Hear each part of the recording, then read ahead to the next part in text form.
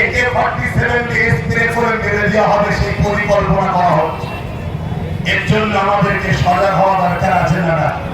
এর জন্য নিজেদের হাতে পাওয়ার তৈরি করা দরকার আছে না না? আর যদি আমাদের হাতে পাওয়ার থাকতো, অর্জুন সিংয়ের গলায় ও কোমরে দড়ি বেঁধে বুকের ফুটো মারতে মারতে জেলের মধ্যে ঢোকানো হতো না? হতো না? হতো না? হতো না? দুনিয়াতেই সব পেয়ে শেষ হয়ে গেল, আখিরাতের কথা ভাবছো না? তুমি কি করছো? এই যে আপনাদের হালুয়া পীর আব্বাস আলী হুজুরের যে মাজার, এই মাজারের মোট কত বিঘে জায়গা? 900 বিঘে জায়গা। কথা বুঝে আসছে? সেই 900 বিঘে জায়গার মধ্যে আজকে আছে কত? 3 বিঘেও নয়, বাকি জায়গা ধান্য করা। এই কথা বুঝছেন না? বোঝেন না? এই কথাটা যদি আব্বাস থেকে হালুয়া আব্বাস আলী হুজুরের পক্ষে বলি, আমি কি ইসলাম বিরোধী? বিরোধী?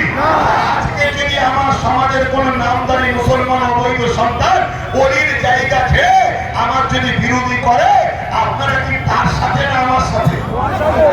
বলেন, তার সাথে না আমার সাথে?